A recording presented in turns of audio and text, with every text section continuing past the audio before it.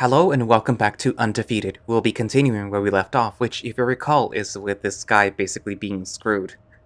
Um, he basically either has to break contract and basically go into even more debt than how he, went in, or he has to beat the reigning champion, which kind of beat him to a pulp, or he has to convince the commissioner of the league to manually change the little slip up that their system made to basically put him where he's supposed to be, which is, I'm pretty sure, like the lightweight class, because he's a deer and he's kind of small. So, yeah. But yeah, anyways, right now he's trying to look for this red guy, who I guess is going to take him to his new room where he's gonna be staying. But yeah, so obviously he just found him, and we're gonna get to see who that red guy is. And spoilers, he shares a species with the person currently talking right now. So yeah, that should be kind of obvious. But species you're about to see. Anyways, let's continue and see what happens.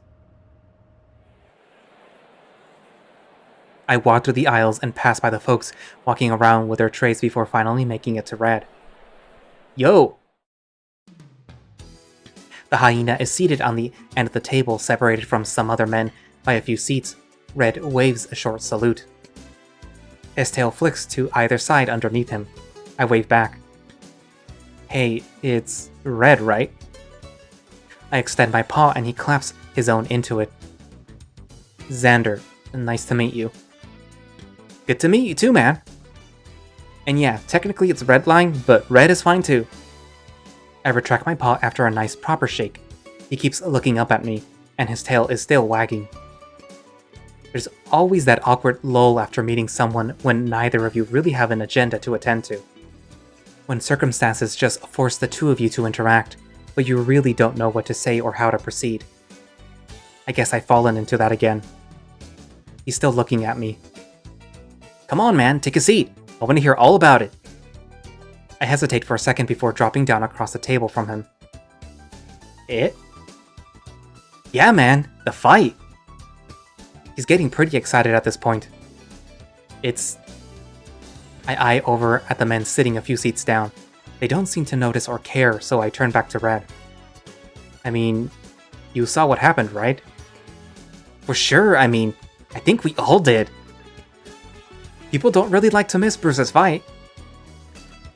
Redline takes another bite of his sandwich, holding the unfinished half in his hand as he talks. People say he gets angry when people don't show up to watch, so I guess everyone just sorta comes out to see what's up. He swallows. But Christ, dude, we've lost our fucking minds when they showed you. Dude! We were expecting a bloodbath, man. I think people were putting money on whether you'd even survive. I narrow my eyes. Sorry to disappoint. The hyena lets out a sharp one-beat laugh. Hey, don't sulk to me! I made a cool $50 off of you pulling through. He laughed again, a little quieter this time. I can feel myself glaring at him. Well then, I'm glad I pulled through for your sake. I appreciate it, dude. Maybe if it happens again, I'll buy you something nice after you can walk again. He laughs at his own joke. I think he's picking up the hint that I didn't think it was as funny as he thinks, and his ears flick slightly. What's the matter? If you're upset about losing, don't be, dude. Dude's like... really big, dude. Redline shoves a couple of fries into his maw. Besides, you won't have another fight like that again, right? So your odds are probably, like, really in your favor or something. Probably, I'm not a math magician. I can't help but frown. I think you mean mathematician. Redline thinks for a moment and shakes his head. Nope, that doesn't sound right. I think you took too many hits to the head. He winks. I can't get a read on this guy. But I can't help but feel a smile creep up on the corner of my mouth. You know I didn't take any. You saw the fight. He swallows the mouthful of salad he had. That's true. Maybe the medicine is making you loopy then. I shrug. That's probably what it is, yeah. I hope you keep good on your promise, though. I've got another fight lined up with him. Redline coughs, gagging awkwardly on his salad. He takes a swig of water, swallows, and inhales. What? Redline nearly stands over the table now, glaring down at me while I fold my hands over the side of my temple. I can tell the men down the table are looking at Redline as he yells. You have another? Are you insane? Please be quiet. Why? I stare daggers into him as he continues to yell. Because people are starting to stare? No, I mean... He pauses, looking around to the number of people that had turned to our direction. He sits down, leaning in close.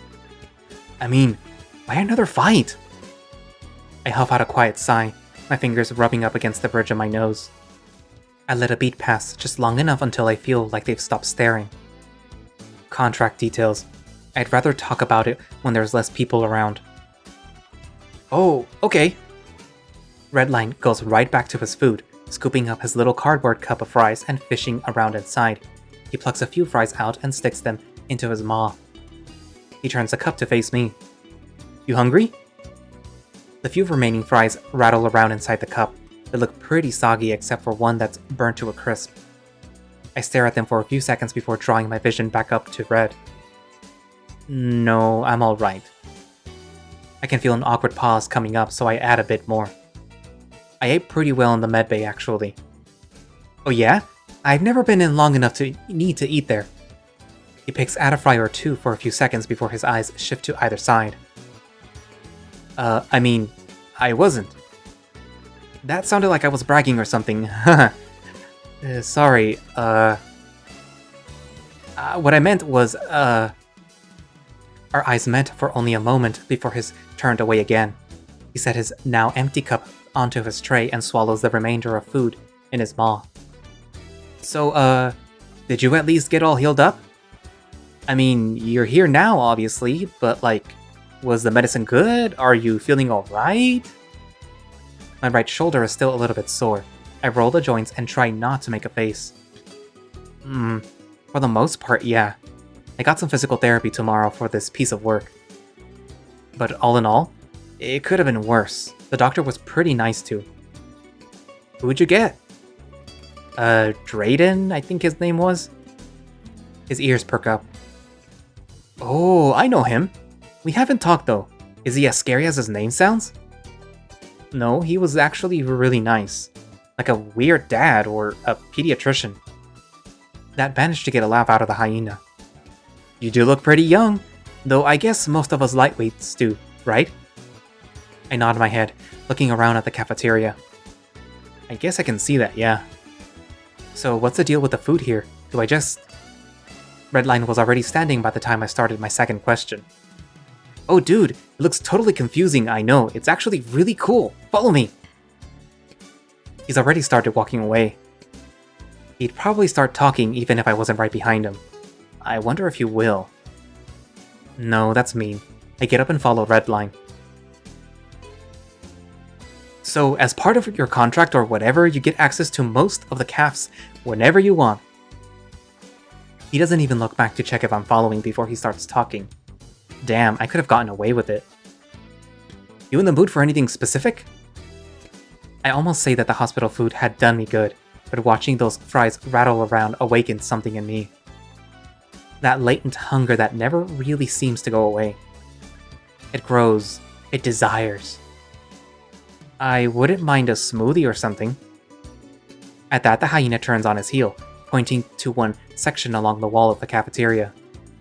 Smoothie station, onward. He's already walking. I follow alongside him. He moves pretty fast, but it's not hard to keep up with him.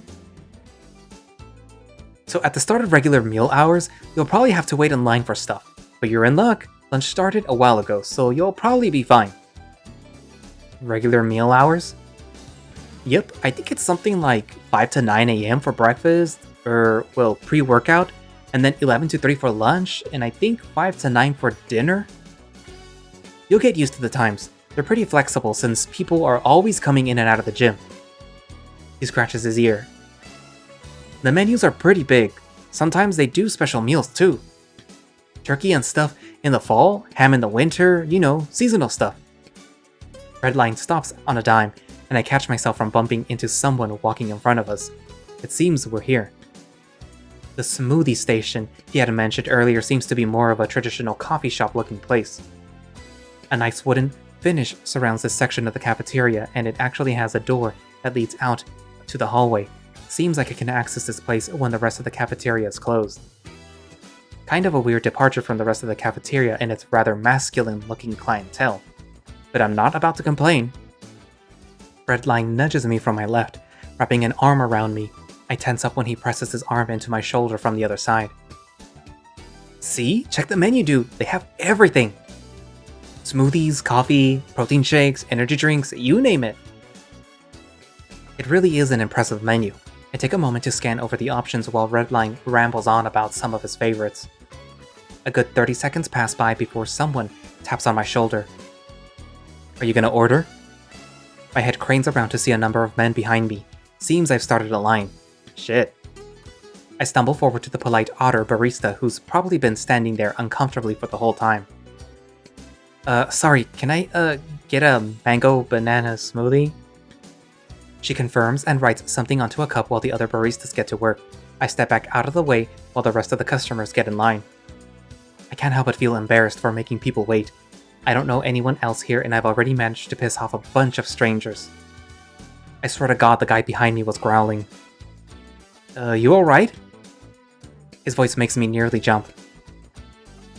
Yeah, no, I think I held up the line there. Paul claps my right shoulder. Ow. Redline seems to enjoy getting real close. I wouldn't sweat it. You're new here. I feel like that's less of an excuse than you think it is. And besides, it's not like anyone's in any rush. It's lunchtime, dude. Get your smoothie and relax. As if on cue, another barista calls my name, holding up a small cup filled with a light orange concoction. I ease my way over to where they stand and snatch it up, giving a hasty thanks. Redline and I start making our way back towards the table. He's been chatting idly since I got my smoothie. He talks pretty loud and fast, but I suppose it's better than him being drowned out by the noise of the cafeteria. God, this smoothie really hits the spot. Seeing those fries had me thinking about salty food for a few minutes. I guess that was enough to get me thirsty for something fruity. The sweetness of the bananas was overpowered only by the flavor of the fresh mango. Nice and cool and creamy too. Why didn't I think to ask for this in the med bay? I guess I didn't know that they served this stuff. I usually just went with whatever Drayden recommended. He kept telling me to try the salmon, and I had to keep telling him that I'm a vegetarian. You'd think my doctor would remember that much at least. And so, he had my tray, right? And I had to butt in and say that it was mine, not his. And then he just, took off running? Right, I probably should have been listening. I guess he was embarrassed or something, but the worst part is that while he was running away, I yelled, "Sorry!" out at him. Redline hacks out a laugh that's halfway between nervous and embarrassed. You apologize to the guy? To the guy trying to steal my food. I don't know what the hell is wrong with me. His paw presses into his temple, muffling an exasperated groan. I mean, hey, if the food was good enough, then... Oh dude, it was fucking amazing! So good that I gotta pace myself with it. Luckily, they only have it on the menu once a month. Otherwise... It all happened so fast. I'm looking at Redline as he talks, and I bump into someone maybe hard enough to accidentally crush my smoothie cup. The lid pops off, spilling the mango banana mixture onto the shirt of the brick wall of a man I bumped into. He shoves me back faster than I can process, and I scramble to stay on my feet. I slip in the bit of smoothie that dropped to the floor. My backside crashes to the floor, with the Redline trying and failing to keep me held upright by my right arm. Ouch. Fuck. After shaking myself out of my stupor, I look up to see my aggressors. 4 men stand in front of us, one of them with a wet orange stain on his tank top. And next to him, the one in the middle, Roos. Our eyes meet, if only for a second, almost as if some sort of confirmation to our identities. Hey, what the fuck? You got a problem, shithead? The canine with the stain barks back at Redline. Bruce's chest chuffs out a short sigh, and I swear I see his eyes roll for a split second before they close. And with that, his arms reach out. Bruce bends over, claws digging into my shirt as I'm yanked up into the air. I get a closer look into Bruce's eyes at this height. He looks pissed, to be frank. I mean, he normally looks pissed, but this was a different kind of pissed. When I used to watch his fights, and even in our bout earlier, he had this air about him. A big, mean motherfucker, someone took enjoyment out of breaking bones and ending careers. Like a demolition expert excitedly lining up dynamite to blow a building to hell. But here, inches from his face, with the Redline barking out to his aggressor, with the whole cafeteria feeling like it's frozen in time, he feels like a different person. He's not enjoying this. He wants me dead. I can feel it. I'm amazed they let a bitch like you out of the med bay. A grin spreads across his face. His eyes don't change. And now you're trying to start shit again? Didn't I already kick your ass? You hit him too hard, Bruce. I think he must have forgotten. His buddy to the other side yells out, forcing a laugh from Bruce and the man behind him. I still don't know who the fuck you think you are, kid. I'm dropped to the floor, well, more forced down into it. Bruce had been holding me up a good foot in the air. Luckily, I managed to land on my feet and avoid slipping in the mango smoothie, slowly melting on the tile. Bruce's forceful shove sort of broke the physical stalemate we had been in. Everyone around us had stopped to see what had just made that sound. But you'll stay the fuck out of my way if you know what's good for you. Bruce's massive hands press against me on that word. I let out a grunt, forced backwards, but Redline's tight grip on my wrist helps steady me. He'd been holding on to it this whole time. I hadn't even noticed. You got that? The snarl echoes out through the dining hall. Everyone on our side of the cafeteria is staring silently, watching like statues ready to witness a crime. Even the staff at the food stations are frozen. The fork drops somewhere, followed by the presumed owner whispering, "Shit." The beast stands back up to his full height, towering over most people in the vicinity. It's a pretty uncomfortable scene. Bruce's eyes shift to the opposite side, looking for something I can't see. Silently, he moves. He's definitely faster than I think anyone would give him credit for, especially at the size he is. His body moves straight forward, walking past me and forcibly checking me with his shoulder as he does. The rest of his posse follows, the canine making sure to step carefully over the slush on the floor. Do you think this will wash out? He speaks in a hushed tone to the man next to him, their voices fading into the distance as they exit. I can't focus on them right now. I'm not able to put coherent thoughts to what just happened. I had my smoothie and I was talking to Redline and I fell and... His eyes. That was different from before. He was angry. He was really fucking angry. Stay out of his way. How the hell am I supposed to do that? We're all fucking trapped down here. I'll probably run into him later today on my way around the facility. And I'm just supposed to stay in my room? And why is it so fucking loud in here? Zander? A fresh breath of stale air flows through my nostrils as Redline's voice catches my attention. He's really close to my ears. I blink a few times, a bit of wet from the edges of my eye spreads to my upper eyelid. My hand quickly rises to wipe them dry. Dude. I'm fine. The crack in my voice proves me wrong. I clear my throat and try again. It's fine, sorry. What the hell was that? First he ruins your smoothie, and now he thinks that he gets to shove you around? The fuck is his problem? Redline is louder than normal. I think that's just how he is. I don't know yet. He continues on, walking us back towards our table. I follow without thinking, though I'd rather be anywhere else. Yeah, dude, that's some bullshit. Like, you get little spats here and there all the time, but where does he get off pushing you around like that? I can feel the rest of the cafeteria's eyes laser focused on us. My head is still ringing. I don't think I can afford Redline being any louder than he already is. I need to get out of here. Listen, man, can we, go? He looks at me weird. Go? Oh, the room. Right. God. Here, let's go. Follow me. He grabs my wrist again and walks a lot faster now, aiming for a pair of doors leading out to the hallway. I try to keep my head down as we pass a number of men on our way out. Redline marches straight through the open doors like a man on a mission. It's a bit louder out here than it was before, but not by a whole lot. More people walking around. It seems lunchtime is nearing its end. There are still a few people out and about, though. I think I see a few heads turn as Redline leads us into the main hall. He wastes no time taking a direct path to where we need to go, down the hall, up a flight of stairs into the second floor hallway. It's just as wide as the first floor, but completely empty.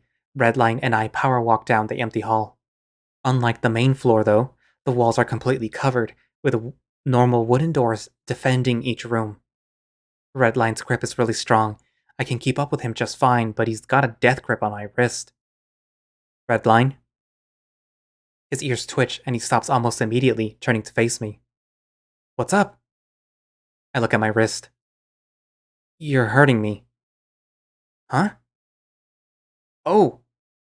Sorry, The hyena immediately pulls his paw away, releasing me.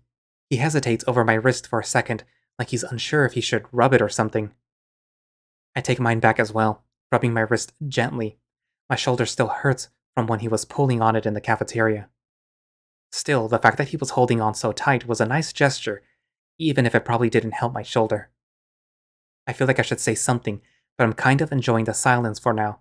It finally feels like I can finally breathe. We had kept walking once Redline pulled his hand away, but at a bit of a slower pace. Whatever gets us closer to the room and further away from the others, I guess. Here we are. Redline stopped right in front of the door at the end of the hall, room 202. There's a separate stairwell just to the left of the room, behind a fire door. It actually seems convenient. I won't have to contend with other people trying to use the hallways or stairwells at the same time. Seems pretty handy. Speaking of handy, Redline jams his thumb against a little notch on the handle to my room. After a second, a light on the handle flashes green, along with a short beeping sound. The mechanical locks in the door click, and Redline pushes the door to my room open. Here we go. Come on in. Redline leads the way into the space. It's small. Not terribly small, granted, but still.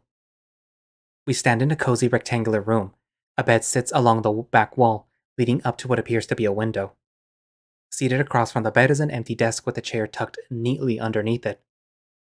This exact layout is mirrored on the other side of the room with a small nightstand separating the beds and a large dresser separating the desks. The other side is clearly well lived in. I can see my phone plugged in, and face down on the nightstand. What's with the window? We're underground. Redline lets out a short laugh.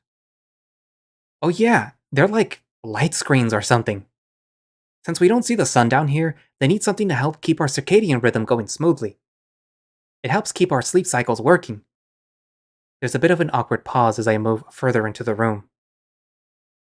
These rooms were a lot bigger in the advertisements. The hyena laughs nervously. Oh yeah, I think they show like tier 3 rooms in the ads. We gotta work our way up if we want rooms like that. I can feel my expression contort slightly. We? Redline gestures around. Yeah, I guess we're roommates after all. I have to pause to process everything. It makes sense, I suppose, seeing the two beds, and seeing how Redline had fingerprint access to what I thought was my room. A sigh escapes my mouth as I drop onto the bed. There's a bit of give to it though, as part of that might be from the comforter on top of the mattress. My hand clutches the bridge of my muzzle. I can hear Redline step to one side uncomfortably. Sorry. I shake my head. No, Redline, you didn't.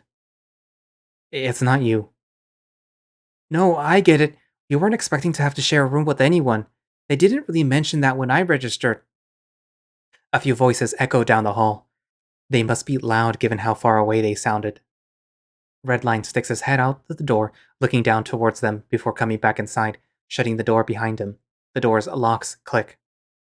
It's just... I drop back, landing with a flump on the comforter. Nothing's really going right. Not like I expected, at least.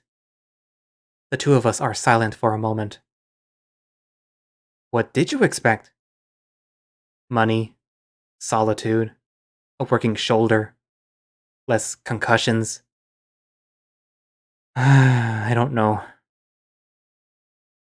Another awkward silence lingers for a few moments. I can hear Redline pull his chair back and flip open what sounded like a laptop.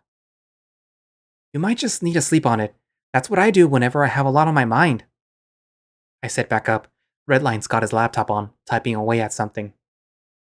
I got plenty of rest in the med bay. Redline wheels around to face me. Yeah, and then you got assaulted in the caf, not to mention you found out you're rooming with a Yeen. I give him a weird look, but I can't help but feel a smile crack. Redline sees that smile, I think, as a smile forms on his face. He turns back to his laptop. Trust me, Zander, take a nap. You'll feel better in the morning. Well, you know what I mean. A nap does sound nice. I feel the adrenaline rush wear off after I got to the second floor, but I didn't really start feeling tired until I sat on the mattress. I lie back on top of the comforter, properly laid down in the bed. It's nice, definitely better than the beds in the med bay. Doesn't take too long for my eyes to close gently. A few more seconds of silence pass before Redline speaks up again. You mind if I put on some music? Hesitation. That depends. What kind of music? How's this sound? A gentle guitar with a sweet saxophone melody flows from his laptop speakers. Redline leans back in his chair, arms folded behind his head. You like jazz? I could listen to this stuff all day. I mean, I could listen to all sorts of music all day, but today just sort of feels like a jazz kind of day, you know? It's nice. Huh. I like it. I was afraid it would be something, I don't know, high energy. Redline lets out a louder than necessary laugh. Maybe it feels louder than it is, I don't know. Come on, man, I just ate lunch. You think I want to run around? Actually, wait, I think I could go for a jog. You wanna come? I hear they got some new stuff in the library we could check out. Oh man, I haven't even shown you around yet. Redline. Yeah? Wait, right, shit, you're sleeping. Sorry. Thank you. I lie in silence for a short while, laid back on this new bed, and a cold breeze brushes past my ears, if only for a second. There's probably a vent somewhere. At least, it won't get too stuffy, especially given that there's no windows and only one exit in the room. The blankets scrunch up underneath me as I curl up slightly. The jazz is nice. The bed is nice. Redline is... quiet. And nice. But quiet's more important right now. Some time passes.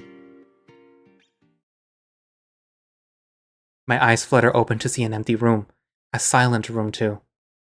Redline's laptop is still open, but he's not here. Guess he went for that walk after all.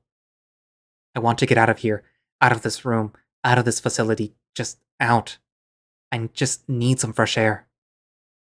At least Redline's not here to bark some story at me. I really don't know if I can handle the chat right now. It's hot. I throw my covers off and roll out of the bed. The door opens and I step into an empty hallway. Did I sleep until dinner? There's that stairwell to my left. I might as well take that down. I push the door open and step into the elevator. The elevator door closes. There's no buttons, but it starts moving down soon enough. It doesn't move for long, coming to a stop. The doors slide open and reveal the stone arena I fought in earlier. Good. If I'm here, maybe I can win and leave. Or maybe someone can kill me. Either way, I won't have to deal with this anymore. This fight. This league. This whole miserable life. Gone in an instant. No more pain. No more fear. It's dark and it's chilly. The padded gloves on my hands make me realize I'm in my fight gear. Did I sleep in this? The door on the other side of the arena is still closed. I'm standing on my end of the ring, waiting for the elevator door to open. It feels like forever, but it finally does. Bruce is there, stomping straight through the ring towards me. He says some baseless taunt that I can't bother to pay attention to. I have to end this. His hand moves before the bell rings, sweeping from the side and clutching my neck. Before he can lift me, I go to send a punch to his jaw. My right arm doesn't respond. It's limped at my side. I can't move it. When did this happen? I'm lifted up. He must not be holding my neck tight because I can breathe just fine. My legs kick out, trying to damage his midsection, trying to stop him somehow, anyhow. Bruce doesn't react. He just grins. See you soon, kid. His forehead comes closer and fast, almost like I blinked and missed it. The blinding white flash in my vision and splitting headache, however, can't be ignored. I try to cry out, but nothing happens. Bruce doesn't move. He doesn't even blink. See you soon, kid. I think I move again. It's hard to tell before the searing pain strikes through my skull. There's a dull buzzing sound ringing through my ears. See you soon, kid. Another flinch, another empty cry, another strike stacked onto my forehead. There's a bit of blood splattered onto Bruce's forehead. Stop. See you soon, kid. I feel something break, my skin splitting open like a piece of old fabric. The splash of blood on Bruce's forehead has grown. That buzzing is louder now. Let me go. See you soon, kid. The pain is too hot to register. I can't move. I could hear my skull crack with that last headbutt. There's blood dribbling down my muzzle. Bruce's head looks raw. Please. See you soon, kid. I close my eyes before Bruce can pull me in again. My body spasms as I sit up. I'm in my bed, in my room. Well, our room. My hand moves to my forehead. There's a soft patch of fur, warm and solid. No blood. Any pain that was there is quickly fading away, dispersing throughout my temple. I'm alive. At a glance, Redline is gone, his laptop closed and his chair left against the end of his bed. My shaky hands come to rest against my bed, my heavy breathing finally starting to slow down. I hear the buzzing sound again. My phone. My body shifts and I reach for the nightstand. I unplug the phone and turn it over to look at the screen. My blood runs cold. Dad. 2 missed calls. The fur on the nape of my neck prickles, trailing a chill down my back. Why is he calling? Why is he calling now of all times? It's usually been just a text here or there or a stray message on Friendbook. Now he wants to talk? I've been staring at the screen for so long that it's switched back into sleep mode. The glass reflects my own face back into me. My eyes met my own for a moment. They look so sad. They look so tired. I flop back onto the bed, blowing out a sigh as the phone drops onto the comforter next to me. What the fuck am I going to do? Bruce is a no-go, and the commissioner has complete control over the roster. My options are to beat Bruce, speak with the commissioner, or break my contract and spend the next 50 years paying out the ass for violating the legal document. I'd rather not leave here more poor than I came, and beating Bruce is probably impossible, right? So I'll have to talk with the commissioner. I'm sure he wouldn't want a death on his hands, and I'd really rather not die if I can avoid it. So that's the next plan of attack then. What else am I supposed to do? The phone next to my head starts buzzing again, and I shoot back up into a sitting position. A mixture of fear and rage well up from the pit of my stomach, reaching the tip of my antlers. I pick up the phone without looking at the screen. What the fuck do you want? There's a brief moment of silence from the other end. Alex? Oh my god. I look at my phone screen for the caller ID. I don't recognize the number, but it's not my father. Hey, Doc? Yes, this is Drayden, calling for Alex? That's me. Hey, Alex. Are you okay? Another sigh from my mouth. Yeah, no, I'm all good. Just had a... My mind wanders back to the caller ID. Just a bad dream. Spooked me pretty bad. Ah, I hear ya. Stressful situations can mess with your subconscious. I don't really know how to answer that. There's a few seconds of silence that lingers between us. Well, hey, so I've got your physical therapy sessions scheduled for tomorrow. Can you swing by after breakfast? I don't want you exercising before we make sure it's all healed up, so we'll get it checked out, and if it's looking as good as I'm hoping, we should be able to clear you fully. Sound good? Sounds good. I'll see you after breakfast, probably around 6 or so. The cat lets out a laugh. 6 a.m.? Listen, you exercise types might be good at waking up early, but I'm kind of on a different schedule. How's 9 o'clock sound? I can't help but breathe out a chuckle as well. For some reason, I find myself standing up, slowly pacing down the center of the room. Sounds good. I'll see you then. Drayden agrees and hangs up from his end. I slide my phone back into my pocket. The room is silent yet again. My hands come up to rub my slowly waking face. I cannot fucking believe I answered the phone like that. Drayden probably thinks I'm insane. I literally just told him a few hours ago I was fine. He seems pretty calm about it though. Maybe I'm overthinking it. You're definitely overthinking it. But holy fuck, dude, that was so embarrassing! Redline lets out another one of his signature high-pitched laughs, a few stray bits of food flying out of his maw and onto the tray. He must have noticed too, as he covers his mouth and takes a second to finish swallowing. Thanks.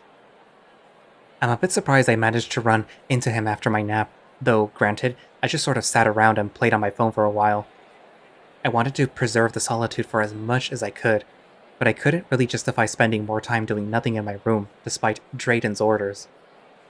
It was pretty late in the afternoon, but not really time for dinner, so I wandered back to the mat rooms. There were obviously a lot of people this time around, so I got a chance to observe a good amount of men practicing. Redline actually found me as he was leaving and invited me to eat with him after. We managed to get to the cafeteria pretty early, thankfully before it got too crowded. The hyena downs a swig from his water bottle, piercing a spear of asparagus and a slice of chicken on the same fork before shoving it into his maw. I'm honestly surprised that cell service even reaches this far down. We're what, 20 stories underground? Something like that. He covers his mouth again, swallowing quickly before speaking again.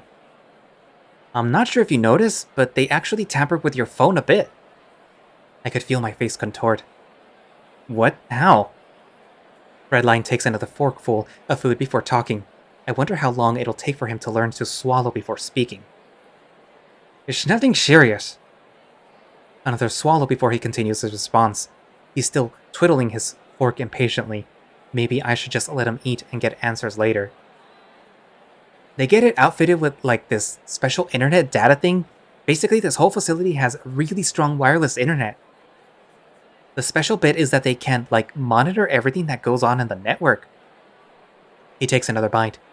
I should butt in before I get another spray of chicken. So they can see everything we do on our phones? But it's not really a big deal. Like, it's just to make sure that you don't do anything illegal to breach your contract or anything. Or, talk shit about the league. Another high-pitched giggle. Seems like he's not too concerned about the breach of privacy. But if you're concerned about, like, porn and stuff, I wouldn't really worry about it. I'm friends with a bunch of people down here, and they can be pretty open about what they're into. That laugh seemed almost nervous, a little more unhinged than his regular laughs. Some of it is pretty fucked up, dude. He's getting louder now, even by the cafeteria crowd standards. I lift both my hands slightly and lower them gently, trying to signal that he needs to quiet down. Redline doesn't seem to notice and stuffs his face with a few more chunks of grilled chicken. I can imagine. I knew a few guys from my old work try to get me into some weird stuff. What, like snuff? I nearly cough up the mouthful of water I was holding. Jesus, no, Christ. The hyena just laughs. I can point out 3 people, no, 4 in the caf right now that would be into it. I almost want to turn around and look to see if I can figure out who he's talking about, but there's a lot of people here. It'd be hard to identify anyone. I go back to picking at my veggie chicken salad. I'm not sure I want to know who those are. That's fair. I'm not one of them, if that's what you're worried about. I don't think you could kill someone if you wanted to. The hyena laughs while I take a sip from my water. I would never. Fighting's fun and all, but I'd never be able to forgive myself if I actually damaged someone. He stabs at the last chunk of chicken. I mean, like permanently. Black eyes are one thing, losing an eye is another. My body shudders at that mention. I haven't mentioned the details of my dream to Redline, and I don't really plan on it. Granted, I didn't lose an eye, but I'm pretty sure I lived through getting my skull smashed in. I'm probably more fucked in the head than I thought if that's the kind of shit I dream about. I can't keep thinking on this right now. I can feel my skin crawl. Redline probably notices my silence. So... got any plans after dinner? No. Great! You can let me show you around the facility then. I force down the last bit of my salad and take a swig of water. It's not like I can do much else here until you do, right? Redline stands up quickly, grabbing his tray. That's the spirit! Come on, little buddy! Little buddy? I wipe the scowl off my face and follow Redline to drop our trays off at the trash table, then out the cafeteria doors. Redline is standing outside the main doors, facing the opposite wall with his hands on his hips. His head is cranked in one direction, looking down the hall. He's got that same goofy smile on his face, almost like he's lost in thought. So, Zander! Yep. Where do you want to see first? I feel like I could answer that better if I knew what was down here. Redline spits out another high-pitched laugh. Good point. We got a library, a pool, some exercise spaces. Those all sound equally interesting. Where do I want to go first? Well, he wanted to go to the library. A pool would probably sound nice for physical therapy. But someplace cool? Depends on what his definition of cool is. Redline's ears twitch at my answer, but his gaze doesn't change. Sorry, actually, it might be better to go this way. More efficient. I mean, we can hit all the different stuff on the way there. Come on, dude. He starts moving down the hall away from the cafeteria. What the hell was the point of asking me if we're just going down the way he wants? Just another thing I don't have any choice in down here. I follow suit, sticking close beside Redline as he moves past the stairwell across the hall from the cafeteria. The hyena leads us both down the hall a short distance, stopping in front of a room with a bunch of exercise equipment inside. The machines are being used by a number of men, with a room full of various different species of varying sizes. They're clearly working up a sweat. The gyms! Welcome to them. Well, sometimes we call them the weight rooms. I mean, I call them the weight rooms, but only the ones that have weightlifting equipment. And what do you call the ones that don't have weightlifting equipment? Redline rolls his eyes, but smiles all the same. I told you, those are the gyms. Come on, Zander, keep up. I can't help but glare at him as we continue down the hall a few steps before Redline stops dead in his tracks. Oh! Oi, Bucky! There's a group of older-looking men walking down the hall, chatting amongst themselves. At Redline's call, one of the men turns his head towards us. His face breaks into a smile, and he departs from the group to meet Redline. Hey Red, how are you going? He wastes no time to get close, nearly driving forward to wrap his arms around the taller man's waist in a hug. The kangaroo chuckles tenderly, following suit as his arms envelop Redline. He's still smiling. Their hug lasts for only a few seconds while I stand there in semi-uncomfortable silence. No one around seems to notice, so I guess it's not out of the ordinary for them to give hugs. How's the leg treating you, Red? All good? Redline steps back from the hug. His tail is providing a nice breeze, wagging rapidly behind him. I actually have to step back to keep it out of my way. Yes, sir. Sorry to worry ya. I got some ice on it for a bit and it's good as new. The kangaroo slaps a Redline on the shoulder and smiles. Hey, great to hear, man. He turns his head to me. And you, I feel like I've seen you around. New here, are ya? Redline turns, standing between us and looking at me. Oh, right. Zander, this is Buck. Buck E. Coach Bucky. He's a trainer for a few of us lightweights. Bucky nods and smiles. I hear we're getting some fresh meat. Didn't know it'd be so soon, but we're happy to have you. It's good to meet you, Zander. He extends his paw and I meet it with my own hand. Buck or Bucky? The kangaroo gives a short chuckle. My rule is that it's either Coach, Bucky, or both. Anything else and it's 100 push-ups. And Redline? Another laugh, this time a little louder. He reaches out and ruffles Redline's hair. This pup's done his fair share of payment, and then some. Can't seem to break the habit, so he just ends up doing a little more work in the gym. Redline's, whose tail is going nuts at this point, leans into his paw, with a goofy smile strewn across his face. Yes, sir. Plus, it helps build more muscle, so why wouldn't I take the opportunity? I oughta up my rates if that's your rationale, Red. Oh, what, you don't think I can pay up? Bucky smiles. And what if you can't? His eyes have some sort of sinister hue to them, and their shape narrowing down at the hyena. Redline, however, had his eyes wide open. Name your price, Buck! The hyena was standing on his tiptoes to get closer to the kangaroo's face. Bucky simply leered down, still smiling. Next time you'll fumble my name, 20 minutes on the jump rope. You're on! Buck! The two nearly have their noses pressing against each other. They're still smiling though, so it can't be a genuine taunting. Still, this is either the worst matched face-off I've seen, or the closest I've ever been to a really specific porno. I look forward to seeing it tomorrow, Red. I'll be keeping track. Bucky's voice had a bit of a lilt on that last sentence, giving off his teasing intent. The two separate with laughter, with Bucky's hand moving up to ruffle Redline's hair as he turned to me. And you? I shake myself back into the conversation now that I've been addressed. Will you be joining us in class tomorrow too? Bucky's voice is cheery, almost hopeful that I'll be present. I give a half-hearted shrug and gesture to my right shoulder. Not sure if you saw my fight the other day.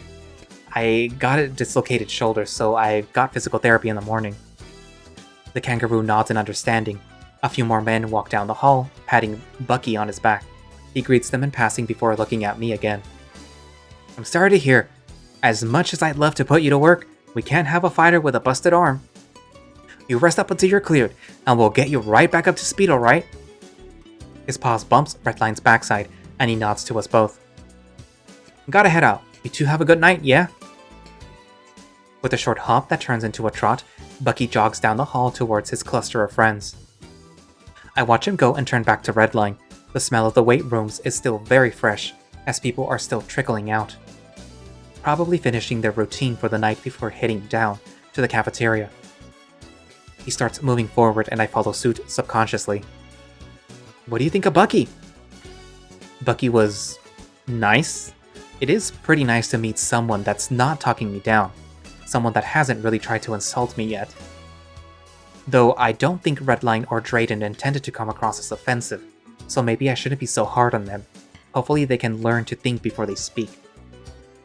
He's alright. Is he hard on you guys?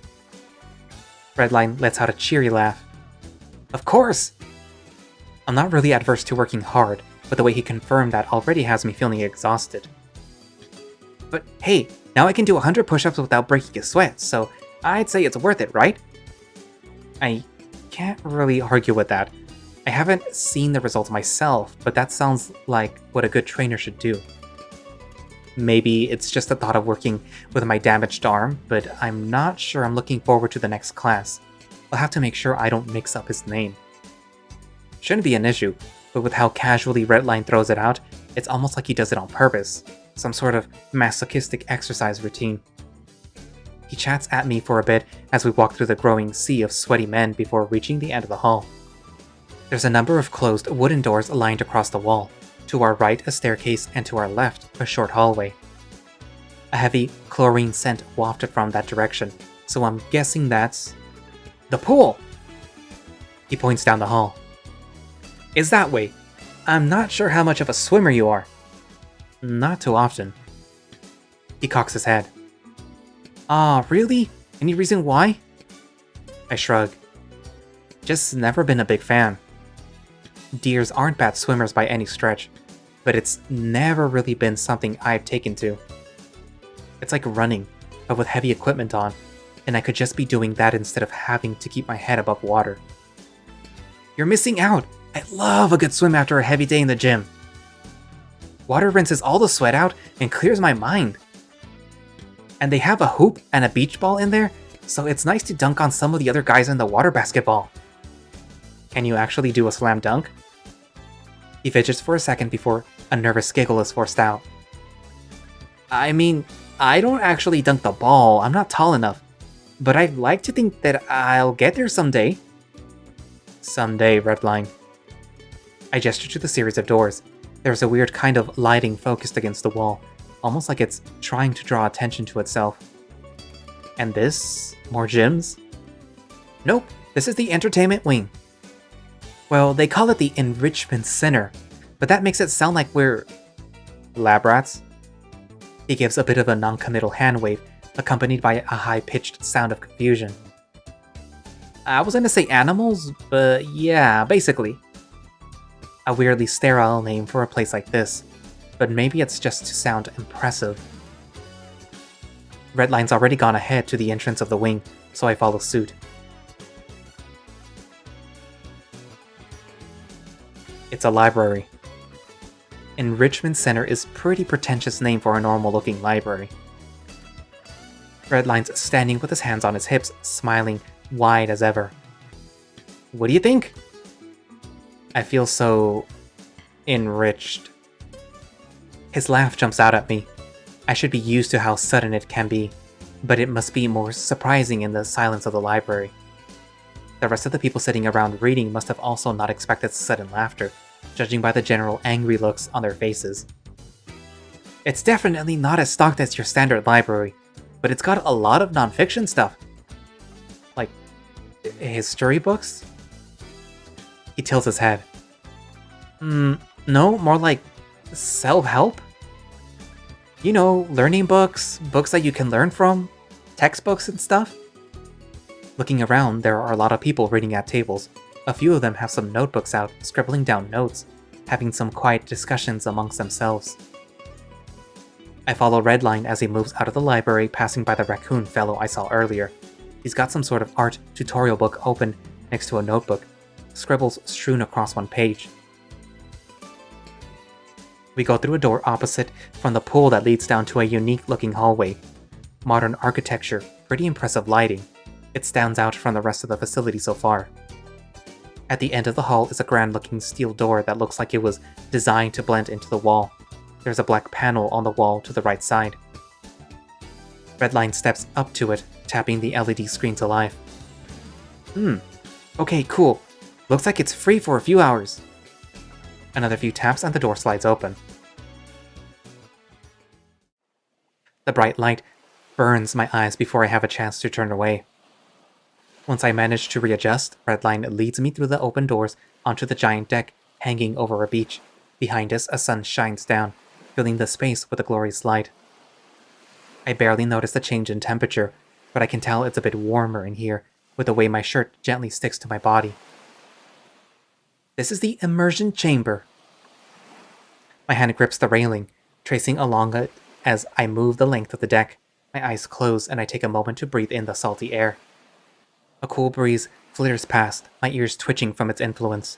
The sound of the waves crashing against the shore, the warmth of the sun on my fur. I try to soak it in for as long as I can. Pretty cool, right? It's beautiful. It's alright. I don't remember seeing anything like this on the promo material or contract or anything, really. Redline's already moved up next to me, hands on the railing as he looks out over the sea.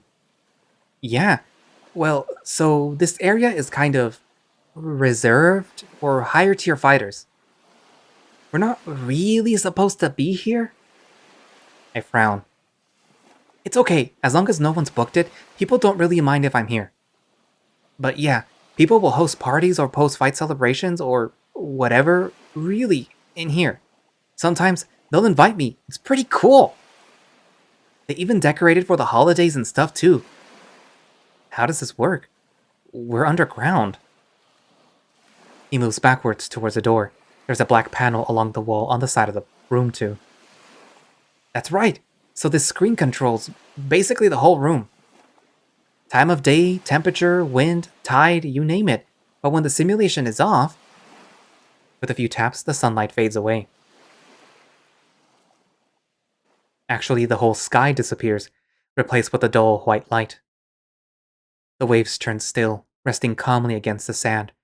There's no more wind, and the heat has started to turn into that familiar temperature that's shared with the rest of the facility. I can feel my heart sink a little as everything turns sterile.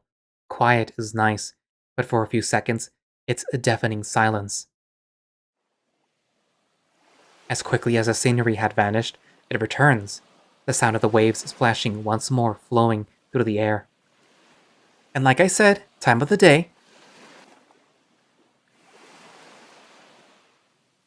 A few seconds pass and the sun dips down below the horizon. With it, a fake moon rises on the opposite side of the room. So, it's not real. Redline moves back to where he was before, standing next to me along the railing. Well, no. Like you said, we're really far underground. Kind of hard to get any real sunlight down here. But it does a good job of imitating it. You could probably get a tan if you stayed out long enough. I've been trying to block Redline out as he spoke. My eyes close and take in the ocean air again. The cool breeze, the salty scent, the sound of the waves. None of this is real. I will say, it's missing something. He has a really good habit of breaking my concentration. I can't really put my finger on it, but it's just uncanny enough to bother me. I miss the real thing too. But hey, the view is nice, right? I look out to the fabricated sea. Yeah. We stay there for a while. That night, I dream of the ocean. To be continued. Thank you for reading the demo for Undefeated. This visual novel is a work in progress. Please follow Undefeated VN on Twitter for further updates. Okay, so that went on longer than I thought it would. I thought it was going to be way shorter. But yeah, so looks like this little guy is screwed. I can think of one way that he could probably get out of the contract without breaking it, and that would be the whole little, by the way, my name is not Alex. I think that's the name that they were calling him. That's not actually his name.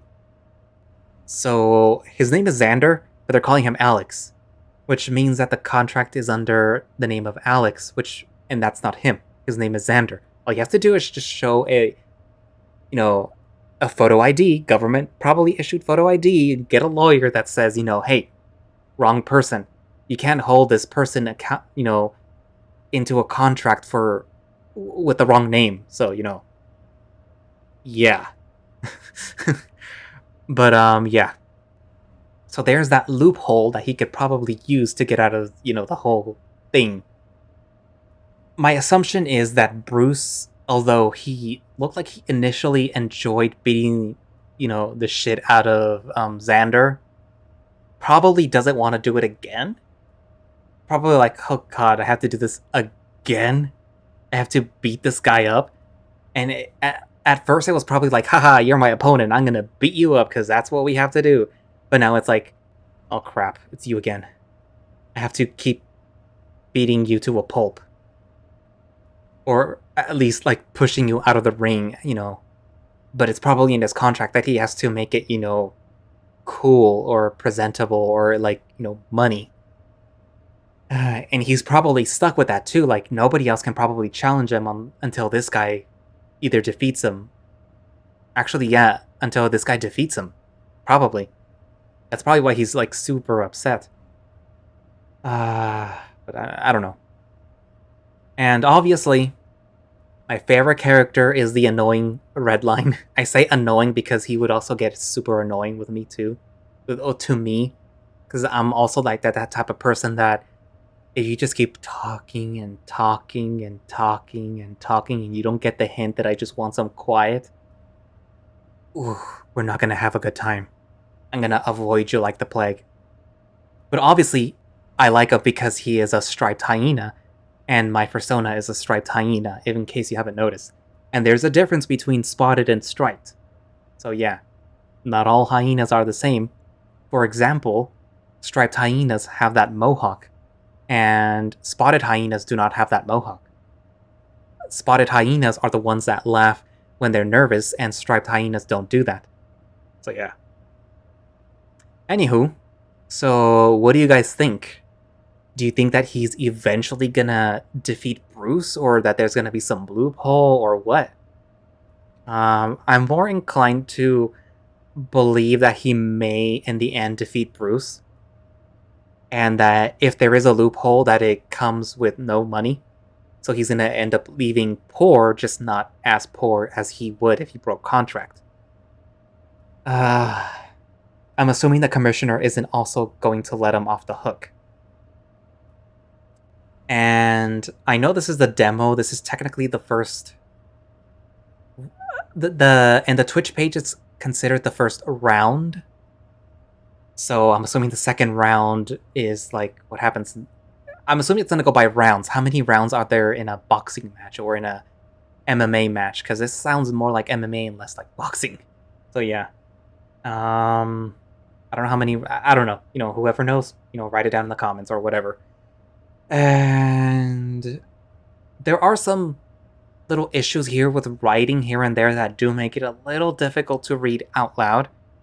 And if the creator is listening to this, there is a difference between reading it out loud and reading it to yourself.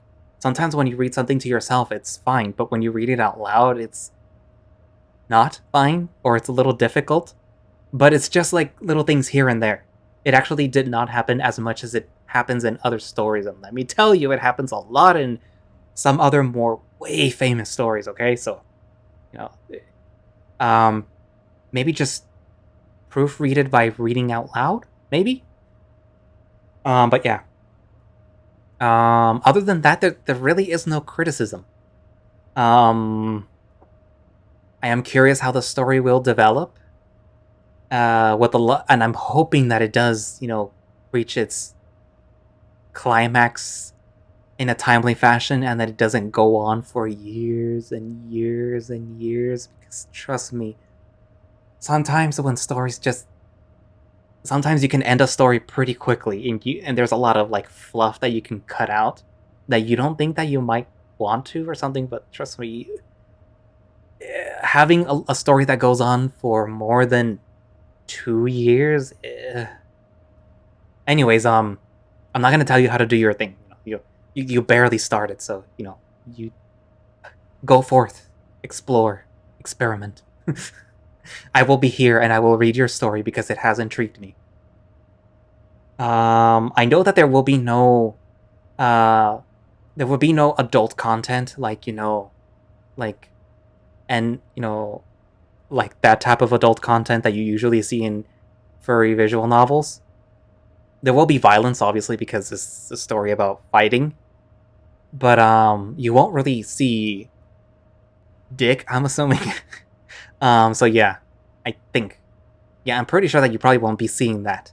I mean, you might see it for comical sense, like, for something comical, but you probably won't see it because, the main character is trying to get with it with someone. Okay, so for those people that are like, oh, I wonder if he's gonna get with the hyena, or wonder if he's gonna get with Bruce or the coach, that's probably not gonna happen. Ever. Like, at all, okay?